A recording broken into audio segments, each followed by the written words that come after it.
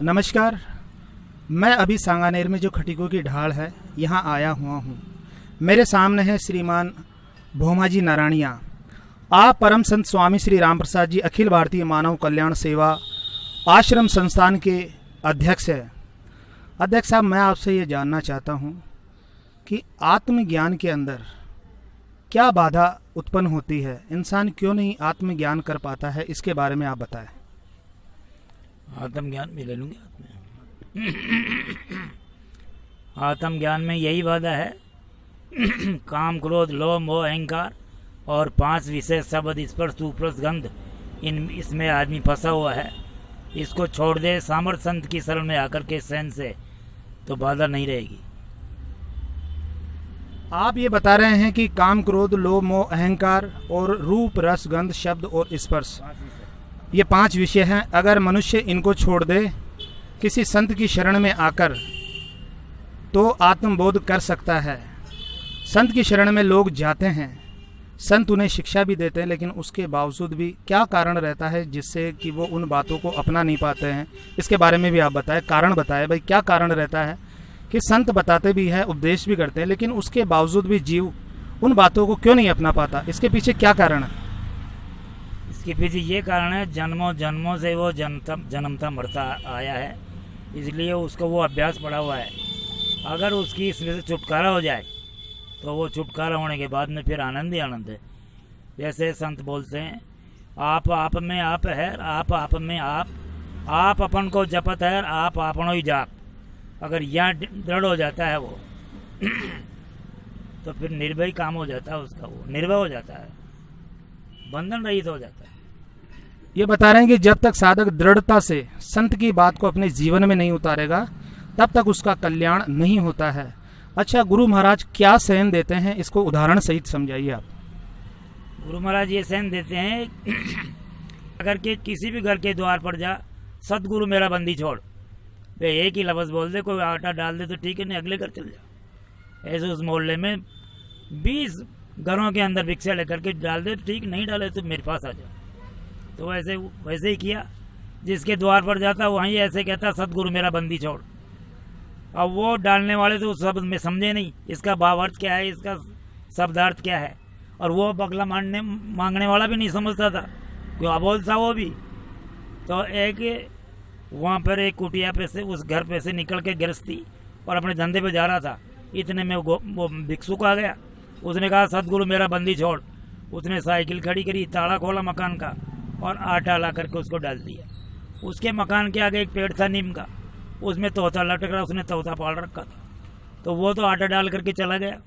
उस तोते ने कहा उस भिक्षुक से, भाई ये बता, अगर तेरा सतगुरु बंदी छोड़ है तो वैसे कल आना और ये बता कि मेरे को बताना, पूछ करके संत से कि महाराज एक तोते की बंदी कैसे कटे, कि पूछ लूँगा भाई, बता दूंगा तेरे को। और वहाँ से वो भिक्षा लेकर के गुरु महाराज के पास चला गया। गुरु महाराज सामर्थ संत थे, उनको तो मालूम था कि ये बनेगी इसके साथ, ये पूछेगा। तो उसको बैठाया और बैठा करके उसे कहा, भैया अपना साथ साथ भोजन करेंगे। कि लारे बैठ कर लिया तो वही वहाँ तो वो चटनी बाटी हुई थी, उसको चटन पुलाव बोलते थे। उसको अभ्यास नहीं था, उसको बोला नहीं भाई चटन पुलाव, गुप्त बात रखी। और वो 2-2 टिक्कड़ आ गए उनके पास, और उस शिष्य नए शिष्य के पास भी आ गए, तो महाराज के पास भी आ गए। एक घास महाराज उठा करके मुंह में रखने लगे तो उसे नए शिष्य ने बोला, महाराज मुझे एक बात याद आ गई, एक तोते ने एक बात पूछी है। बोल भैया। कि महाराज वो तोते ने ऐसी पूछी है कि एक तोते की बंदी कैसे कटे। तो महाराज ने क्या काम किया, वो गिलास था ना हाथ में, वो तो नीचे छोड़ दिया और जोर जोर से हाथों को पीटने लग गए, ऐसे फटफट कर 5-7 मिनट, और पैर ऊंचे करके मुंह फाड़ लिया, आंखें बंद कर ली महाराज ने। और वो घबरा गया, नया नया ही तो था। उसने महाराज की पग चंपी की, पान ला करके मुंह में डोला, ये किया, पिलाया। महाराज अब नहीं पूछूंगा, उसको दबाया हो गया। नया नया शिष्य था, कभी ABCD नहीं जानता था। महाराज सोचा ही घबरा जाएगा, उठ के बेटा मेरे को ऐसे गर्मी में झाँप आ गई थी, ऐसे तेरे को पूछते ये क्या पता क्या हुआ। तो घबराई मत, चलो भोजन कर ले। शांति से भोजन किया। दूसरे दिन उठे और संत महाराज ने कहा, जिस दिन घरों में तू गया था उसमें आज जाना, नागा मत करना। ठीक ठीक महाराज, जाऊंगा। वहाँ गया और वही पोजीशन थी तोते वाले की, उसने आटा दिया और वो तो चला गया। वो चला गया तो उसने पूछा कि महाराज आप मेरी बात पूछ के आए हो? कि बड़े आदमी अब मत पूछ लो, तुम मेरे गुरु महाराज, तुम मरे मेरे बच्चे। तूने पूछना हुआ और दोनों हाथों से जोर जोर से पड़पड़ा करके और बेहोश हो गई। महाराज ने मुंह फाड़ दिया और आंखें बंद कर ली। वो सन को समझ गया तोता पूर्व जन्म में गुरुमुखी था, वो कुछ कमी के कारण तोते की होनी पाई थी उसने कि ठीक है भैया। और वो जो ही आगे गया तो वो तोता, वो भिक्षुक तो आगे निकल गया और वो साइकिल पे बैठने लगा और तोता फड़फड़ाहट करने लग गया। फड़फड़ाहट करने लगा, पिंजरा इधर उधर हो। तो मालिक सोचा कि यार कोई सांप आ गया, कोई बिल्ली देख ली इसने, आज कैसे चमकाए। वापस साइकिल खड़ी कर दी। खड़ी करती तो वो स्टॉप से पिंजरा पकड़ा, वो डंडी पे से नीचे पड़ गया, पांखड़ी फैला दी, मुंह पाट लिया, आंखें बंद कर ली, सांस रोक लिया थोड़ी देर। उस मालिक ने सोचा ही मर गया। तो आजकल अपने घर का बाप माँ बहन कोई भी परिवार का मर जाता है तो ले चल की तैयारी हो जाती है। तो उस जानवर की पक्षी की कौन पूछता। उसने खिड़की खोली और उस तोते को उठा करके रोडी में फेंक दिया। तो वो तो चला गया भाई, तोता जी तो खत्म हो गई। तोते जी कहाँ खत्म हो गए? तोते जी बग करके उसके पैरों में चले, भिक्षुक के पैरों में पड़ गए। भिक्षुक ने कहा भाई क्या मरेगा क्या, कौन है तू? कह तू मेरा समय का गुरु आप तो, इसलिए आप जिन गुरु ने आप ये सहन बताइए मेरी, मैं वही हूँ तोता जो बंद था ना पिंजरे में। और महाराज का शब्द था सदगुरु मेरा बंदी छोड़, और मैंने आपसे पूछा था मेरी गंदी को जो आपने पूछ दी, आप समझे नहीं, मुसान को मैं पा गया तो मेरी बंदी है। इस प्रकार से जिसको सामर्थ्य संत की सहन प्राप्त हो जाती है तो उसका बेड़ा पार हो जाता है और वो निर्भय हो जाता है।